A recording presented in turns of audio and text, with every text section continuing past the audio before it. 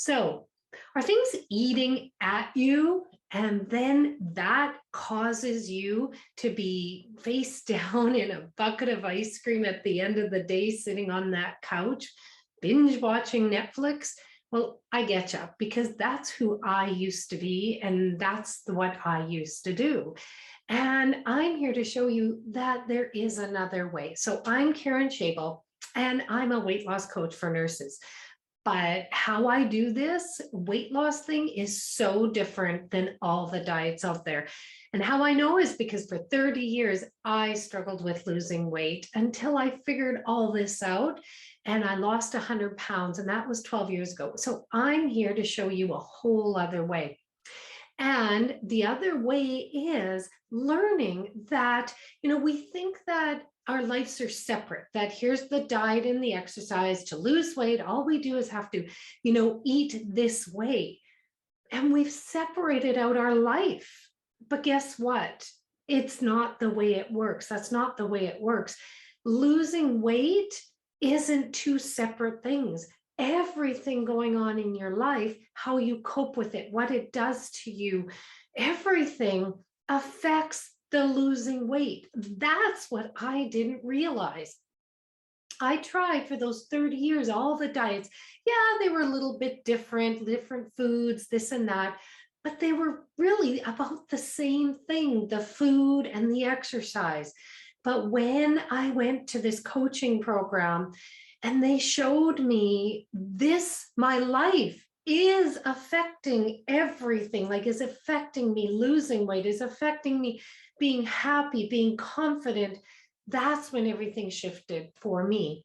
And why I want to talk about this, things eating at you, is because what I teach is what I still go through and what I have gone through. And this morning I was journaling, and I do that every day. And I was journaling about a situation that was happening with my daughter. And it was really bothering me. It was so bothering me. And I had to journal on it because my old way of living life was my brain is consumed by this situation that's happening. I can't do anything all day because all I do all day is think about this and fret about it and like worry about it. And then by the end of the day, I'm so exhausted, mentally exhausted. I'm eating all that ice cream. And what I learned was the reason why I needed that ice cream is because I was mentally draining myself, and my brain is wired. Our brains are wired for, pleasure and comfort. And I wired it so when I am mentally depleted, go eat, you'll feel better. So no wonder it didn't matter how great I was all day following that diet. If I did this, if I drained myself mentally, my automatic pilot behavior was wired to go eat, find comfort. It was, to me, I see now that I was using food as relief from what's going on in my brain. And guess what? That relief does happen while you're eating. It distracts you from what's going on in your brain. But then after you're done eating, you feel crappy for eating what you didn't plan on eating, that ice cream, all the ice cream. And those thoughts are still there. That situation you're thinking about is still there. So what do we do? What I want you to know is if you are trying to lose weight, you have to learn how to manage what's going on with your life, with your brain, with your thoughts and feelings. It is what's in your brain. It is what is driving everything you do. This made all the difference in the world for me. When I learned these losing weight in my life aren't two separate things, it's combined. And that changed my whole life. And so what I want to show you today is, well, what do you do when your brain is so full of all that's going on that it's like like today I was going through it. Like it's so heavy. It's so heavy that it's like, how do I stop this? But what you do is it's not about stopping it. It's about, first off, it's predetermining when you're going to give yourself permission to think about it, to worry about it. Because remember, worry is a useless emotion. Fretting about it, thinking about it, like our brains, we think we are getting to a conclusion, trying to fix it, trying to solve it, try to make it better by having our brain going over and over again of it. But what that does, that never gets us to a solution. It only keeps us stuck in rehashing it and thinking about it and draining ourselves, that we then turn to food to feel better. So what you need to do instead is decide, okay, what time am I going to give myself permission to think about this? So for me, it's 10 o'clock and I'm like, no, at noon, when I have a break, I'm going to sit down and I'm going to give myself the time to really think about it, like think about what's going on. And then in between that, so right now, it's not the time to think about it. I'm going to put it on the shelf. I am going to tell myself, I'm putting these thoughts, this situation on the shelf. I'm going to detach myself. And it's interesting because I was just talking to another nurse the other day, and we talk about that, us nurses, I don't know about you, but a lot of the nurses that come to me, we're so detached. We live in our head and we don't feel, we don't allow ourselves. And I think it's a really big coping mechanism because we can't get emotional into when we're at work. We have to really think, okay, we got to get this work done. How do we do it the best? We can't be emotional because when we're emotional, we can't think clearly. So I teach my clients to start feeling, stop detaching. But this is one time I do want you to detach. I want you just to detach for a short period of time. I want you to detach that part of your brain that's thinking about this situation, put it on the shelf just for now. Tell yourself it's just for now. Then what's going to happen is let's say your brain is like, it won't release it. It's like, no, I'm going to think about this. I got to figure this out. You tell yourself, no, no, we're going to do it later. And one of the tricks that I've figured out is sometimes we need to have a pattern interrupt because our brains get stuck. So if you need that pattern interrupt, turn on some upbeat music, some music that just enlivens you, because when that moment's happening, when we're all consumed with this fret, this worry, this, my husband isn't helping, or my husband said this to me and he shouldn't say this, and why should he say this, and or at work, this shouldn't be happening, we should be getting better staffing, and your brain's just all consumed of it. No, put it on the shelf and turn some upbeat music on, some music that energizes you. And that is really about a pattern interrupt, shifting the brain focus. Because remember, what we focus on is what we just keep seeing more and more and more of. So, hey, shift it to some enlivening music, some happy music, and feel how you feel in your body. I guarantee you will feel different. I know I did that this morning. I put on Katrina and the Waves. I'm walking on sunshine. And, I felt different. I literally felt different. So that's it. So then what you do when it is time to sit and really look at, that predetermined, that time, sit and allow your brain, write down. I want you to write down all the thoughts you have about what's going on. They shouldn't do this, they should do that. Why did they say this? They don't care. I'm so worried. I'm so worried about this happening, or what's going to happen if they don't do this, or I can't take this anymore. I want you to get it all out of your brain. Get it all out of your brain. Because, a lot of that is really about us,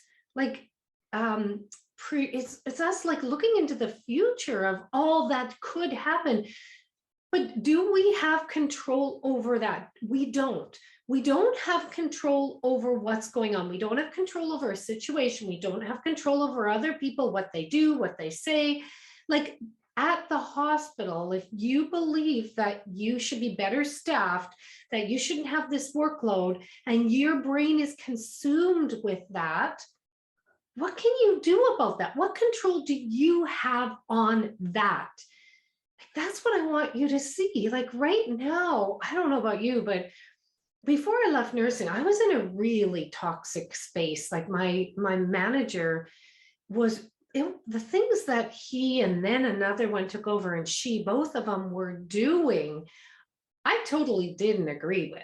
And I had this inside of me, this shouldn't be happening, which then just caused more feelings of stress and anxiety and depression.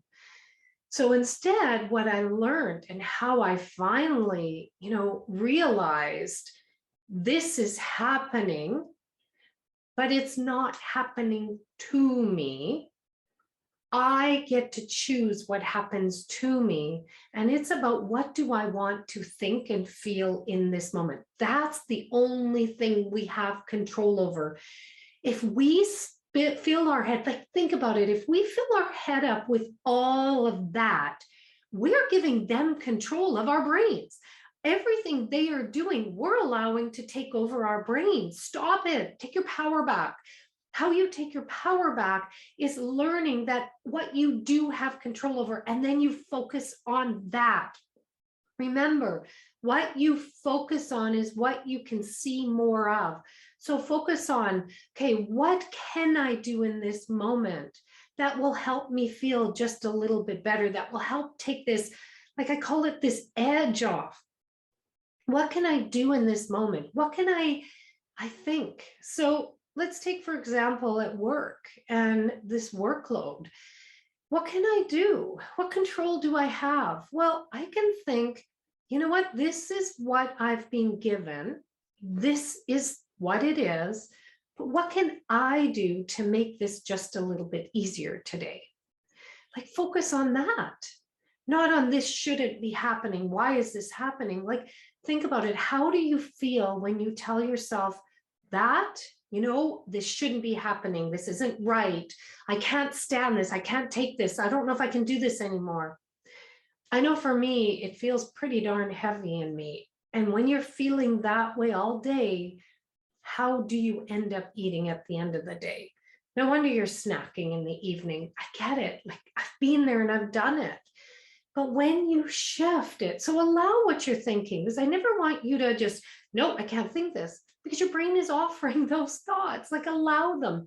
But then what you need to do is, okay, what else can I be thinking in this moment that can help me feel a little better, that can help me get a solution here for myself? So I can think, okay, I am given this. How can I make it a little bit easier? So what's the solution here? Well, I can ask for help. Sometimes that works, sometimes that doesn't. I can really plan out to the best of my ability all that I do need to get done and just do one thing at a time. And yeah, I know us nurses have to multitask a lot of times, this or that. But technically, when you're in the moment and you're doing something, just like have your brain focused on that. Let your brain go from all that you have to do, because honestly, is that getting you to do that stuff? No, it's just causing you more pain and suffering, anxiety. Shift your brain, go, okay, brain, this is where we're focused on right now. This is what we are doing right now. And then at the end of the day, like sitting down and going, okay, what else can I be doing? So you make it through your day, you get home, and you're sitting there and really look at what other solution can I find? What other things can I, what do I have control over? And writing a pros and cons list out. Is this the job for me? Isn't the job for me? What else can I look at doing? Like get yourself in a place where it gives you some calm inside of you, not this panic, not this heaviness. Like that will make a difference in how you eat. So when I started this talk today, I was talking about what's eating you. So when we allow this to eat us, consume us, no wonder that leads to us eating all the stuff that we didn't want to eat. So when we stop all that's eating us in our head, stop that, bring it down, then we're not having to turn to food to cope to get that relief. So I hope this has helped you. I'm going to share one little nugget here with you, and that is you get to choose what you think. You may not think so, but you do. It isn't the situation that's controlling you. It's just your thoughts, and you get to choose whatever you want. And this is something that I do with my clients. You know, we get stuck in what we're thinking. We think it's true and we can't think any other, like we don't even see that we can think any other way.